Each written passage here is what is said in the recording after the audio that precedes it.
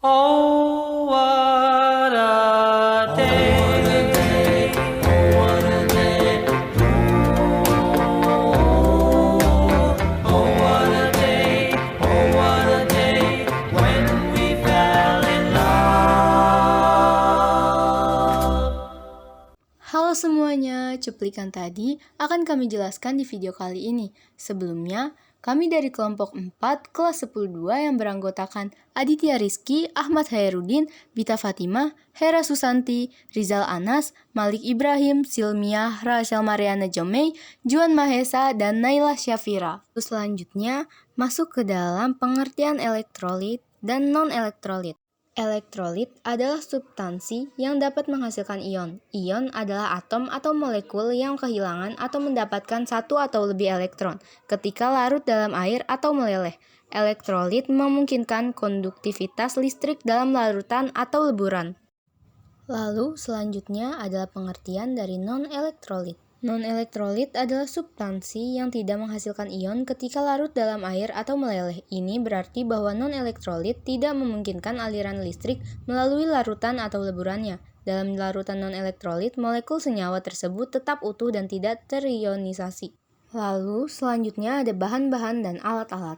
Bahan-bahan yang digunakan adalah mangga, pepaya, nanas, apel, jeruk asam, jeruk manis, kentang, baking soda, gula, garam, dan aquades. Alat-alat yang digunakan adalah lakmus, voltmeter, gelas Erlenmeyer, plat tetes, pipet, gelas beaker, mortar, dan alu. Masuk ke dalam tahap langkah-langkah, yaitu memotong buah dan letakkan ke dalam mortar. Yang kedua adalah gerus buah hingga mendapat sarinya. Yang terakhir adalah saring dan letakkan ke dalam gelas beaker atau gelas Erlenmeyer. Langkah-langkah ini juga dilakukan pada bahan-bahan yang lain. Setelah mendapati seluruh cairan dari bahan-bahan yang ada, langkah selanjutnya adalah mengambil cairan menggunakan pipet dan diletakkan ke dalam plat tetes. Setelah itu, masukkan kertas lakmus biru dan merah ke dalam masing-masing sari buah yang sudah ada di plat tetes. Lakmus adalah campuran zat pewarna berbeda yang larut dalam air yang diekstrak dari lumut. Campuran ini sering diserap ke dalam kertas saring untuk menghasilkan salah satu bentuk tertua dari indikator pH, yaitu kertas lakmus, yang digunakan untuk menguji apakah suatu zat memiliki sifat asam atau basa. Lalu, perhatikan perubahan reaksi pada kertas lakmus. Bila kertas lakmus berubah ke merah, maka reaksi kimianya adalah asam. Sebaliknya, bila kertas lakmus itu berubah ke warna biru, maka reaksi kimianya adalah basa. Hasil dari reaksi kimia asam dan basa adalah air gula netral, air garam netral, apel asam, pepaya asam, mangga asam, kentang asam, jeruk asam asam, jeruk manis asam.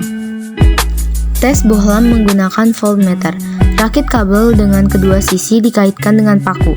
Sisi yang lain didekatkan pada baterai.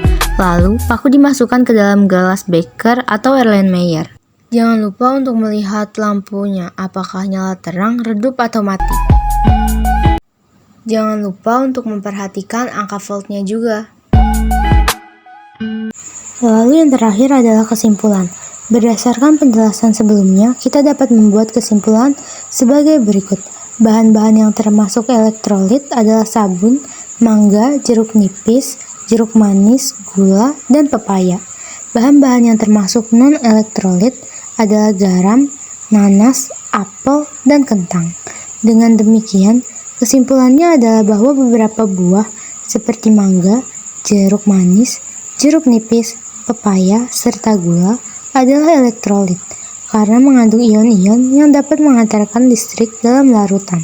Sedangkan bahan-bahan lain seperti garam, nanas, apel, dan kentang adalah non-elektrolit karena tidak mengandung ion yang dapat menghantarkan listrik dalam larutan.